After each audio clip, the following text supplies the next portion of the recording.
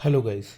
इस वीडियो में मैं तुम लोगों को डिबेंचर्स का पूरे चैप्टर का रिवीजन, जितनी इम्पॉर्टेंट चीज़ें होती हैं वो सब कुछ एक ही वीडियो में कवर अप करने वाला हूँ। तो चलिए स्टार्ट करते हैं।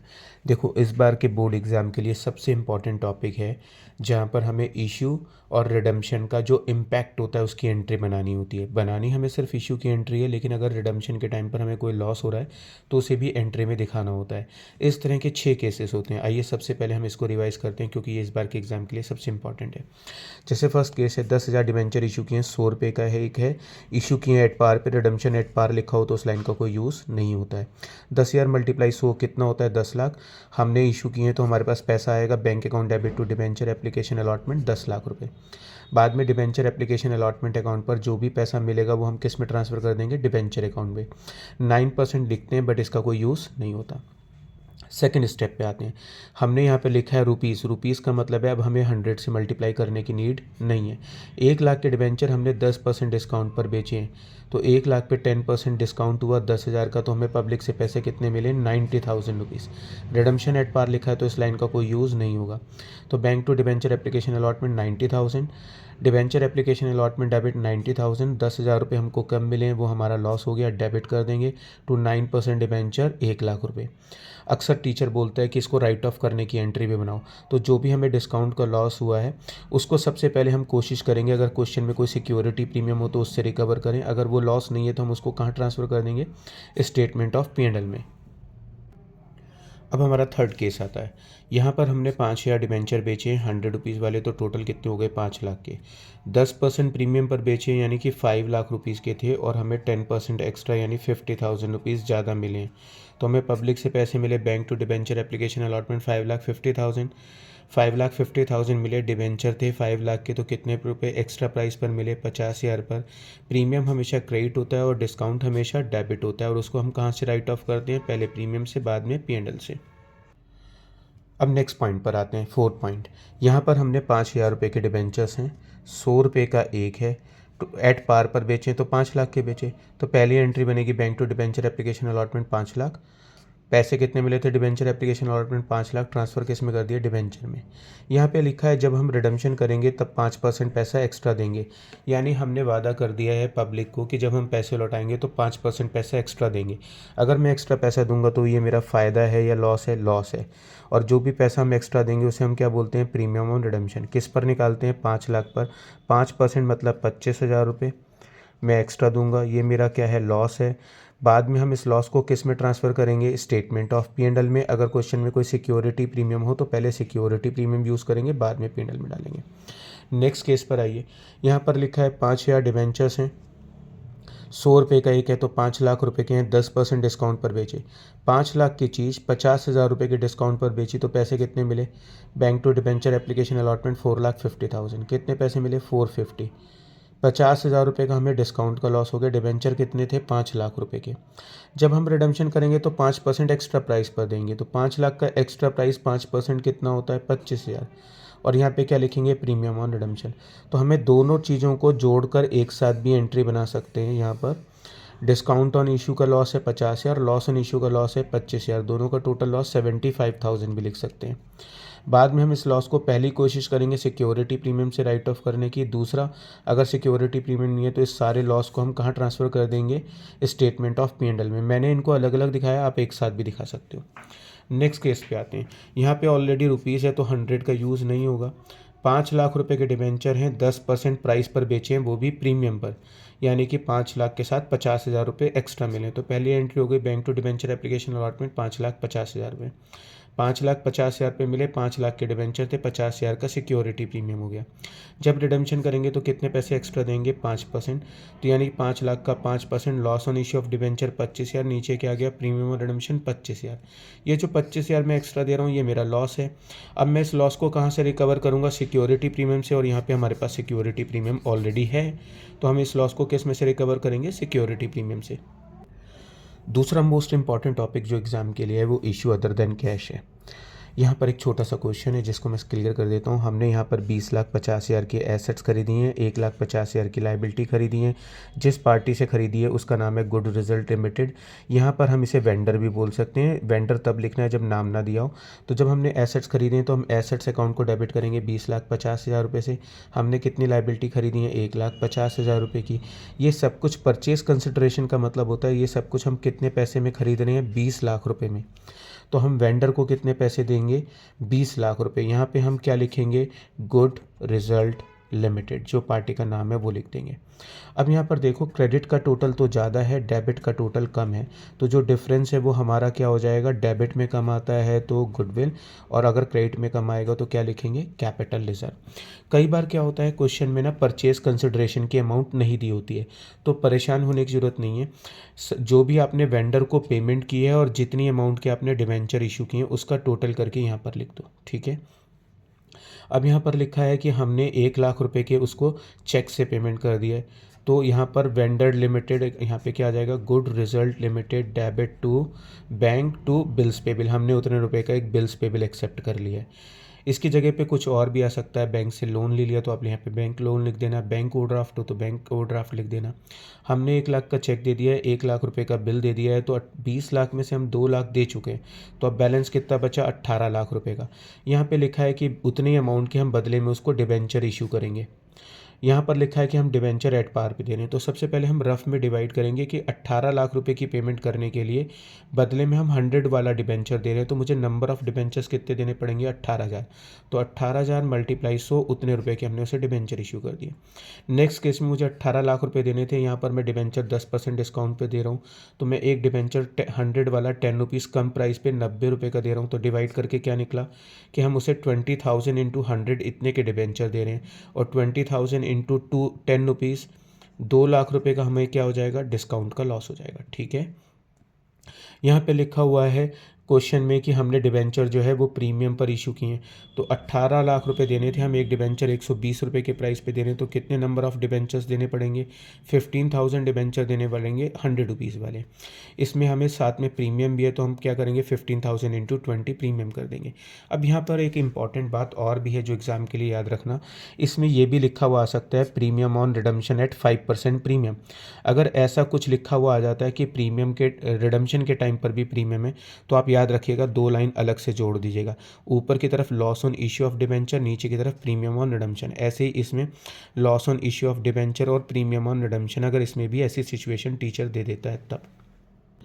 नेक्स्ट इंपॉर्टेंट केस होता है इंटरेस्ट ऑन डिबेंचर का, कि हमने डिबेंचर इशू किए हैं उस पर हमें इंटरेस्ट भी देना है। जैसे यहाँ पर हमने क्वेश्चन लिया कि 14% वाले डिबेंचर हैं, 10,000 डिबेंचर हैं, 100 रुपये का एक है, तो 10 लाख के डिबेंचर हैं। 10% डिस्काउंट पर बेचें, यानी कि हमने 9 लाख रुपए के बेचे हैं, 1 लाख का डिस्काउंट दे दिया। पैसा 10 साल में लौटाना है, वो भी 5% प्रीमियम पर, यानी जब हम पेमेंट करेंगे तब हम एक्स्ट्रा पैसा देंगे। इंटरेस्ट हमें एक बार 30 सितंबर को देना है और एक बार 31 मार्च को देना है। 10% का हम इनकम टैक्स भी डिडक्ट करते हैं, यानी जब हम इंटरेस्ट देते हैं तो कस्टमर के अकाउंट से 10% टैक्स काट कर गवर्नमेंट को जमा करते हैं।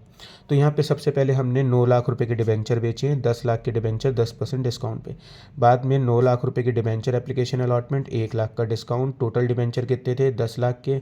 जब रिडम्पशन करेंगे तो 5% प्रीमियम पे करेंगे, आप जानते हैं हम 2 लाइन अलग से ऐड कर देते हैं, loss on issue of debenture, नीचे क्या आ जाएगा? Premium on redemption. हमें ये टोटल लॉस कितना हुआ है? 1,50,000 रुपये का। अगर टीचर इसे राइट ऑफ करने के लिए कहेगा तो सबसे पहले हम किससे राइट ऑफ करेंगे? सिक्योरिटी प्रीमियम से। अगर वो गिवन नहीं है तो उस लॉस को कहाँ से राइट ऑफ करेंगे? स्टेटमेंट ऑफ P&L से। यहाँ पर आएगा 1,50,000 रुपये, ठीक है। उसके नेक्स्ट आते हैं, यहाँ पर हमें क्वेश्चन में इंटरेस्ट भी पे करना है। हमने जुलाई में इशू किए हैं, तो जुलाई, अगस्त, सितंबर 3 महीने का इंटरेस्ट। पहले 14% के हिसाब से अगर हम 10 लाख पर इंटरेस्ट निकालेंगे तो पूरे साल का इंटरेस्ट निकलेगा 1,40,000 12 महीने का। अगर 6 महीने का निकालेंगे तो 70,000, और 3 महीने का निकालेंगे तो 35,000 रुपये। तो हमें यहाँ पे 3 महीने का इंटरेस्ट देना है, तो हमने इंटरेस्ट ऑन डिबेंचर को डेबिट कर दिया 35,000 से। इसका 10% हम गवर्नमेंट को टैक्स पे करेंगे, तो बाकी डिबेंचर होल्डर को हम कितना इंटरेस्ट देंगे? 31,500 का, यहाँ पर हमने उसको पेमेंट कर दी।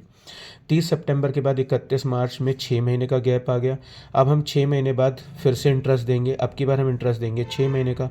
6 महीने का इंटरेस्ट बैठेगा 70,000, 10% हमने टैक्स काट लिया। डिबेंचर होल्डर को हम कितना इंटरेस्ट पे करेंगे, 63,000 का हमने यहाँ पर पेमेंट कर दी।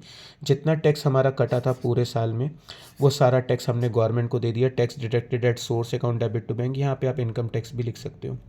बाद में जितना भी इंटरेस्ट था हमारा 35,000 रुपये का और 70,000 का, जो पूरे साल का इंटरेस्ट था उसे हमने कहाँ ट्रांसफ़र कर दिया, statement of P&L to interest on debenture. एक और नेक्स्ट इंपॉर्टेंट टॉपिक होता है कोलेटरल सिक्योरिटी, यानी कि हमने बैंक से लोन लिया डिबेंचर को सिक्योरिटी पे रख के। जैसे इस क्वेश्चन में है कि हमने 5 लाख का बैंक से लोन लिया है और 6 लाख के डिबेंचर हमने ऐसे कोलेटरल सिक्योरिटी रख दी है। जनरल एंट्री बनाइए और बैलेंस शीट में दिखाइए। तो पहली एंट्री तो बनेगी bank to bank loan account. यहाँ पे आप bank to bank loan account बना सकते हो 5 लाख का। डिबेंचर को अगर हम सिक्योरिटी पे रखते हैं तो उसकी वैसे कोई जनरल एंट्री नहीं होती है, बट टीचर चाहता है कि हम बनाएं तो हम बनाएंगे debenture suspense to debenture account. कितने रुपए से, 6 लाख से। अगर मुझे बैलेंस शीट में इसको शो करके दिखाना है तो हम इसको नॉन करंट लाइबिलिटी के अंदर लॉन्ग टर्म बोरिंग्स के हेड में शो करेंगे। कितने रुपए का हमने लोन लिया था, 5 लाख रुपए का।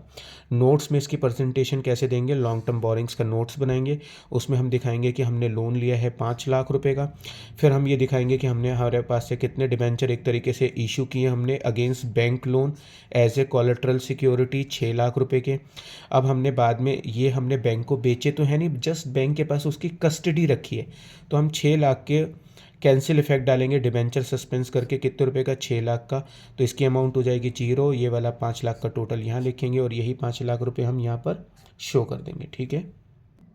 अक्सर टीचर कह देता है कि हमको loss on issue of debenture account भी बनाकर दिखाओ, तो वो कैसे बनाएंगे। अब जैसे यहाँ पर 10,000 के डिबेंचर हैं 100 रुपये वाले, तो हमने 10 लाख के डिबेंचर बेचे हैं 4% डिस्काउंट पे, और डिस्काउंट हमारा फ़ायदा होता है या नुकसान, नुकसान होता है। तो 10 लाख पर 4% के हिसाब से हमें 40,000 रुपये का डिस्काउंट का लॉस हो गया। उसके बाद जब हम रिडम्पशन करेंगे तो 5 साल बाद करेंगे 6% प्रीमियम पर। तो यहाँ पर अगर हम 10 लाख का 6% प्रीमियम निकालें तो प्रीमियम ऑन रिडम्पशन यानी loss on issue of debenture का लॉस कितना हुआ, 60,000 का। तो 40 और 60 का लॉस हुआ। अब अगर हमें अकाउंट बनाने के लिए कहेगा तो सबसे पहले हम जिस डेट में डिबेंचर इशू कर रहे हैं वो डेट डालेंगे। यहाँ पे हमने डिबेंचर के नाम से डिस्काउंट के लॉस को दिखाया है और प्रीमियम ऑन रिडम्पशन के नाम से हमने 60,000 रुपये का लॉस दिखाया। अब हमें टोटल लॉस कितना हुआ है, 1 लाख रुपये का। क्वेश्चन में लिखा है रिडम्पशन जो है वो हमको 5 साल बाद करना है। कितने साल बाद, 5 साल बाद। तो अब आपको जितना भी लॉस हुआ है आप उस सारे लॉस को डिवाइड बाई 5 कर दो। कितने साल बाद लौटाना है हमें डिबेंचर का पैसा, 5 साल बाद। तो हम इस लॉस को 5 से डिवाइड करेंगे। हर साल हम P&L में कितने रुपए ट्रांसफ़र करेंगे, 20,000। 1 लाख में से 20 जाएंगे तो बैलेंस कितना बचेगा, 80। फिर से हम लॉस कितना ट्रांसफ़र करेंगे, 20,000, बैलेंस बचेगा 60,000। फिर से हम लॉस कितना ट्रांसफ़र करेंगे, 20,000, बैलेंस बचेगा 40,000। फिर 40 में से 20 जाएंगे तो बैलेंस कितना बचेगा, 20, और देन 20 डालकर हम अकाउंट क्लोज कर देंगे। बट अगर क्वेश्चन में यहाँ लिखा होता 5 इंस्टॉलमेंट में, यहाँ तो लिखा है रिडीमेबल आफ्टर 5 ईयर्स, अगर यहाँ लिखा होता 5 इंस्टॉलमेंट में लौटाएंगे तब क्या करते। उस कंडीशन में जो हमें 1 लाख रुपए का लॉस हुआ है उसे जितनी इंस्टॉलमेंट में हमें लौटाना है उतनी इंस्टॉलमेंट को रिवर्स ऑर्डर में लिख लेंगे। 5/15, 4/15, 3/15, 2/15 और 1/15। सर अगर 4 इंस्टॉलमेंट होती तो 4/10, 3/10, 2/10, 1/10। ये जो 5, 4, 3, 2, 1 है ये इंस्टॉलमेंट है। 5 इंस्टॉलमेंट है तो 5, 4, 3, 2, 1, और जो 15 है वो इनका टोटल है। ठीक है, क्या है, टोटल। तो अब मैं क्या करूँगा, इसको इस तरीके से सॉल्व करूँगा, जो भी मेरे पास निकल कर आएगी अमाउंट उस लॉस को मैं P&L में ट्रांसफ़र कर दूंगा। ऐसे ही सेकेंड ईयर में जितनी अमाउंट निकलेगी उसको मैं यहाँ पे P&L में शो कर दूंगा। ऐसे ही थर्ड ईयर का जो लॉस होगा वो यहाँ शो कर देंगे, सेकेंड यहाँ पे, फिर इस वाले लॉस को यहाँ, और आखिरी में बैलेंस 0 हो जाएगा। ठीक है। तो बेटा ये था डिबेंचर्स का टोटल रिवीजन एक ही वीडियो में। एक और क्वेश्चन है यहाँ पर जो मैं लास्ट मोमेंट पे समझा देता हूँ तुम लोगों को। क्वेश्चन में क्या लिखा हुआ है, 10,000 के डिबेंचर हैं, 100 रुपये वाले हैं, वो कुछ परसेंटेज ऑफ प्रीमियम पर इशू किए हैं, वो प्रीमियम का अमाउंट हमें निकालना पड़ेगा।